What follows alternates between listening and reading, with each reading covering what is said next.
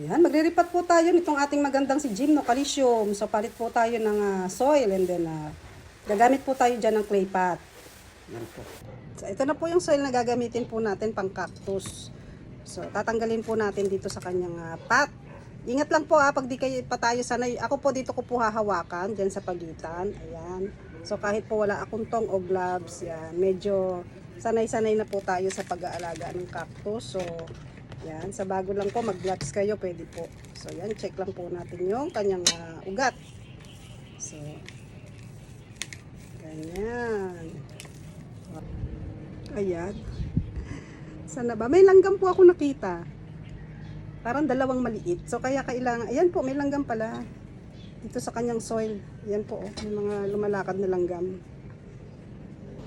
So ayan, magre-repat po tayo ng cactus. So ayan po, yan po ang isa sa mga dahilan kung bakit tayo nag-change ng soil. Hindi lang po natin sila nakikita, pero yan, may mga langgam po. Di po ba? Kita nyo po, ayan gagalawan sila. Yan. So pag ganito po, tatapon po ito hindi po pwedeng gamitin yan. Yan mga langgam. So ayan kala natin okay, walang mga insekto. Nung pala po ay may mga langgam. So, since may langgam, ayan po ang ating cinnamon po. The best po pantaboy ng mga insekto. Ayan natin. Ayan tingnan nyo po. Ay, nagtatakbuhan po yung langgam. Nakita nyo po. Ayan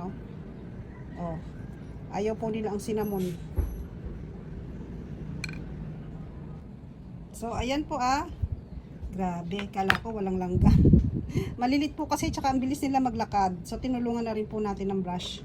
So, ayan. Malinis na po. Wala na. So, ito, yung ating net. Lalagay natin dito sa ating clay pot. Ayan. Ganda po clay pot. Ayan. Okay po yan nalagyan ng cinnamon ng ating soil. Ayan. Ganyan lang po.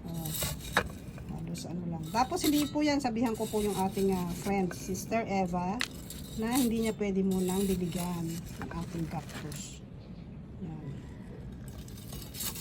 At saka papa-observe pa po natin kung meron pa pong babalik na mga langgam. Pero yan po, may cinnamon na po yan. At saka yung pong uling, nagtataboy din po ng yan. Yes po, yan itong ating carbonized rice hull. Nagtataboy po yan ng ng langgam. Ng mga insekto, hindi basta-basta lalapitan po. So, yan, dala po natin. Alam nyo po ba, yan.